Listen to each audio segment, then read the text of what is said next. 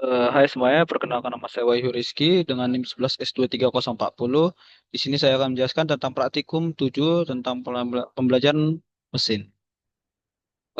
Sebelumnya, kita akan menjelaskan bagaimana klasifikasi sintesis. Kita akan membuat datanya.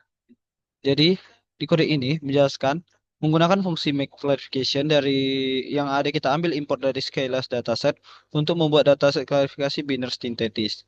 Dataset ini memiliki 1000 sampel, 10 fitur, dengan 5 diantaranya informatif dan 2 kelas target. Data kemudian diubah menjadi data frame pandas untuk kemudian inspeksi. Nah, ini akan kita buat. Nah, kita membuat bentuk datanya. Ini bentuk datanya yang seperti tadi saya bilang terdapat 1000 sampel dengan 10 fitur. Dan bentuk labelnya ada memiliki Y-nya memiliki 1000 sampel. Namun, karena kita menunjukkan menggunakan namanya kode ini head, jadi dia hanya menunjukkan yang ada 5 kolom di atas.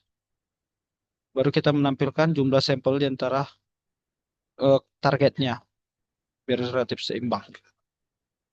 Baru kita akan membagi dan skalakan datanya. Jadi, pada kode ini membagi data set X dan Y menjadi set pelatih, yaitu menjadi X train dan Y train. Dan pengujian X test, Y test.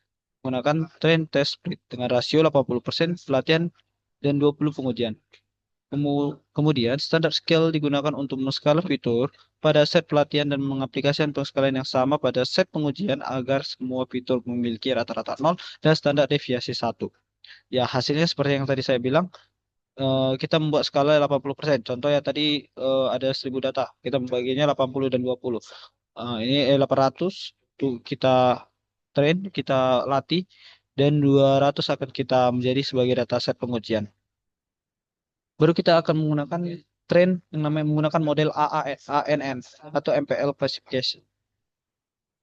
Pada kode ini menginisiasikan dan melatih model menggunakan artificial neural network menggunakan MPL classifier dari scalar neural network. Model digunakan dengan dua hidden layer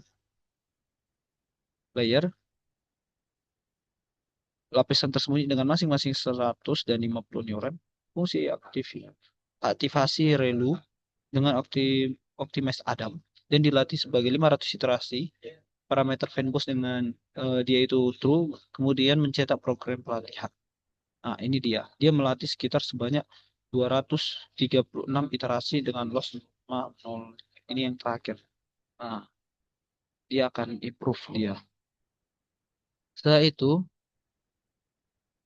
kita evaluasi model yang tadi itu yang udah kita kerjakan. Nah, hasilnya ini adalah kita akan contohnya tadi udah kita train. Ini hasil evaluasinya. Akurasi model AN adalah 0,989 menunjukkan maaf, bahwa model mencapai akurasi 89% pada data pengujian. Artinya 89% dari prediksi model itu benar. Lalu kita ubah dia jadi klasifikasi, memberi matriks performa yang lebih detail. Contohnya precision atau presisinya itu sebesar kalau dia kelas 0 dia 0,90. Kalau kelas 1 itu 0,88. Lalu kita melihat sensitivitasnya. Berapa banyak contoh positif yang benar dan yang benar-benar terdeteksi untuk kelas 0 dan kelas 1. Setelah itu kita akan melihat F1 skornya atau rata-rata harmoni dari presisi dan recall. Untuk kedua kelas itu 0,89. Kan kita rata-ratakan. Lalu kita akan jumlahkan jumlah sebenarnya dari sampel setiap kelas pengujian. Nah, jika kita melihat baris aktual 0 dengan aktual 1-nya adalah di sini kita melabelkannya, baru prediction dengan prediksi 1. Nah, hasilnya adalah 92,12,987.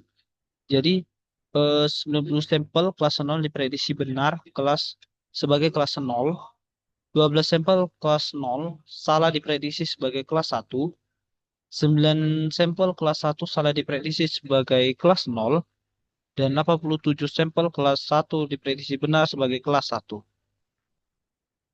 Baru kita akan mengimpor library untuk iris dataset. Di sini kita akan memuat dan memeriksa dataset irisnya. Hasilnya itu shape feature. Nah, ini shape of feature-nya itu adalah 150. Di sini dia menunjukkan bahwa dataset fitur X memiliki 150 set dan 4 fitur. Kalau targetnya itu berarti dia memiliki target 150 sampel. Dia hanya menampilkan 5 row. Baris pertama data frame fitur iris. Baru dia akan menampilkan baris pertama dari series target iris. Jadi nilai 0, 1 dan 2, atau 2 itu mewakili spesies bunga. Baru kita menggunakan encode encoding target.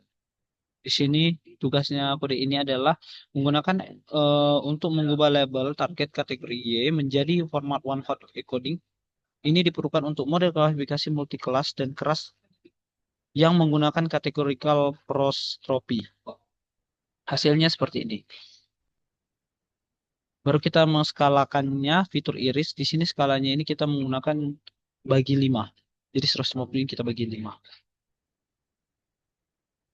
Baru kita membagi data iris untuk pelatihan ujian.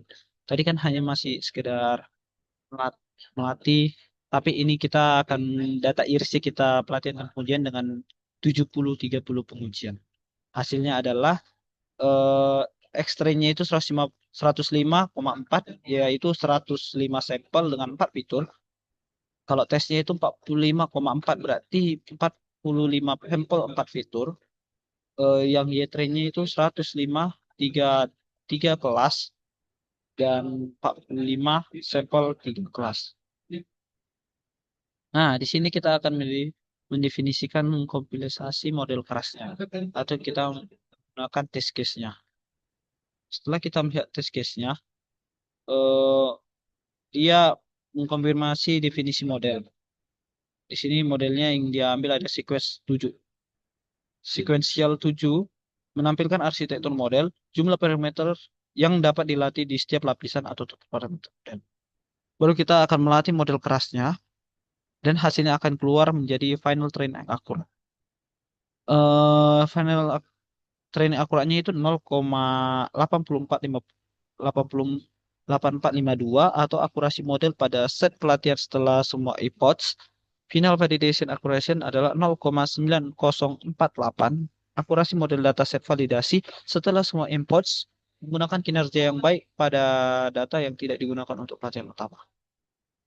Nah, kita menggunakan yang namanya evaluasi model keras yang hasilnya jadi confusion matrix, yaitu 15.00, 014.1, 0015, di mana yang terdapat 15 sampel kelas 0 diprediksi benar, 14 sampel kelas 1 diprediksi benar, 1 diprediksi sebagai kelas 2, 5 sampel kelas 2 diprediksi benar. Lalu kita akan mengimpor library plottingnya. Dan hasilnya menjadi sebuah gambar seperti ini. Nah, inilah hasil training dari validation akurat. Yang ini training and validation loss-nya. Dan hasilnya akan menjadi seperti ini. Ini hasil matriks yang tadi udah kita buat, hanya divisualkan kembali. Jadi tugasnya di sini adalah melakukan praktikum yang dikirimkan di atas, dan itu adalah sudah saya sampaikan sebelumnya.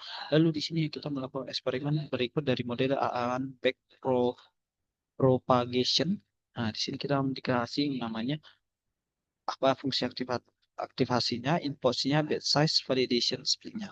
Di sini kita akan mencari yang namanya training akurat dengan validation akurat. eh, kita mencoba di sini, kita akan memasukkan tadi contohnya dia menggunakan relu, kita akan menggunakan relu, baru kita akan encode dengan 100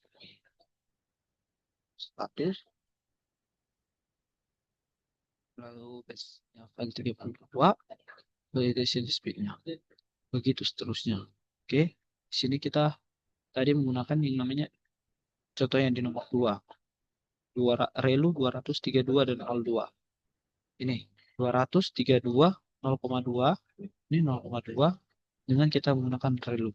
Ini hasilnya, dan akan menghasilkan nilai training akhir yaitu 0,9643, 0,59. Begitu terus sampai semua training sudah saya lakukan sendiri. Sekian dari, oh mohon maaf sebelumnya, di sini ada pertanyaan yang tanya Dari tabel percobaan di atas, simpulkan apa hubungan dan keterkaitan yang didapat dari nilai training akurat dan validation akurat. Misalnya semakin tinggi EPOS, semakin naik hasil dari training dan validation akurat dibuktikan dengan NPOS 100 mendapatkan 50%, sedangkan NPOS 200 mendapatkan 90%. Oke, di sini saya akan menjelaskannya sedikit. Berdasarkan tabel percobaan yang tadi kita lihat dari training akurat dan validation akurat, inilah hasil kesimpulannya. Yang pertama, semakin besar jumlah NPOS, umumnya training training akurat meningkat. Bisa kita lihat dari 200 menghasilkan training akurat lebih tinggi dibandingkan MPOS 100. Jika kita lihat dari aktivasi relu, ini MPOS 100. Trainingnya itu menghasilkan 0,8333. Dan validation akuratnya 0,8095. Sedangkan MPOS 200 menghasilkan nilai yang relatif lebih tinggi yaitu 0,9643 dan validation akuratnya 0,9524. Lalu di sini kita melihat validation akurat cenderung meningkat ketika training akurat meningkat. Tetapi tidak selalu naik secara signifikan. Hal ini menunjukkan bahwa model belajar dengan lebih baik ketika jumlah empos lebih besar. Baru kita melihat jika training akurat terlalu tinggi, tetapi validation akurat tidak meningkat, maka kemungkinan menjadi overfitting. Artinya model terlalu menyesuaikan diri dengan data training, tapi kurang baik pada data baru. Yang keempat adalah perubahan batch size dan validation split juga mempengaruhi hubungan tersebut. Contoh nih, eh, jika kita lihat tadi batch size-nya itu ada yang lebih besar 64, kadang training akurat lebih rendah dibandingkan batch size dengan 32. Yang terakhir adalah jelaskan pengaruh setiap parameter yang digunakan untuk seluruh neural net. Oke, ini kita akan melakukan, tadi sudah kita lakukan eksperimen pada model ANN. Di sini fungsi aktivasi. Ada relu, sigmoid, sama TAN. Relu mempercepat proses training dan sering menghasilkan performa baik pada jaringan dalam. Sedangkan sigmoid adalah mengubah nilai output jadi rentan 0 sampai 1, cocok untuk probabilitas tetapi dapat mengalami vanishing grading pada jaringan yang dalam. Kalau TAN, dia memiliki mirip seperti sigmoid, tapi output berada pada rentan -1 sampai 1, hingga sering memberikan konvergensi lebih stabil dibandingkan sigmoid. Pengaruhnya pemilihan fungsi aktivasi mempengaruhi kecepatan konvergensi dan akurasi model. Baru kita akan lihat endpoints. Endpoints itu adalah jumlah pengulangan proses pelatihan terhadap seluruh dataset. Pengaruhnya, jika endpoints lebih besar, model belajar lebih lama, namun akurasi lebih meningkat. Jadi di sini waktu yang dimakan untuk lebih contohnya endpointsnya 200 berarti dia akan mengulang sebanyak 200. Kayak gitulah. 200 berarti dia ada berapa kali pengulangan. Sedangkan jika dia terlalu besar dia akan berpotensi menjadi overfitting. Contohnya endpoint 100 akurasinya lebih rendah. Sedangkan endpoint 200 akurasinya meningkat. Ini kalau endpoint 100 mungkin dia lebih ringan di sistem namun dan dia lebih cepat namun dengan kelebihan tadi dia itu akan semakin eh, akurasinya itu rendah atau kita bisa bilang lemah dalam berpikir. Sedangkan jika MPOS-nya 200 akurasinya meningkat dan makin teliti. Hampir kesalahan akan dia temukan ketika dia belajar sebanyak 200. Contoh ya, seperti kita belajar sekali dengan belajar 2 kali. Lalu di sini kita akan melihat batch size. Batch size adalah jumlah data yang diproses sebelum bobot jaringan diperbarui. Contohnya nih, batch kecil. Batch bobotnya lebih sering, trainingnya lebih stabil. Namun kalau batch yang lebih besar, trainingnya lebih cepat, kadang akurasi sedikit lebih rendah. Lalu yang terakhir adalah yang namanya validation split. Di validation split adalah proporsi data training yang dipisahkan untuk validation selama training. Pengaruhnya adalah validation split lebih besar dengan evolusi model lebih baik tetapi data training berkurang. Habis itu validation split lebih kecil, lebih banyak data untuk training tetapi evaluasi model kurang kuat. Contoh pada tabelnya ini validation split 0,2, akurasi validation cukup stabil. Validation split 0,15, kadang validation akurat lebih rendah. Sekian dari presentasi saya. Mohon maaf jika banyak kesalahan. Sekian dan terima kasih.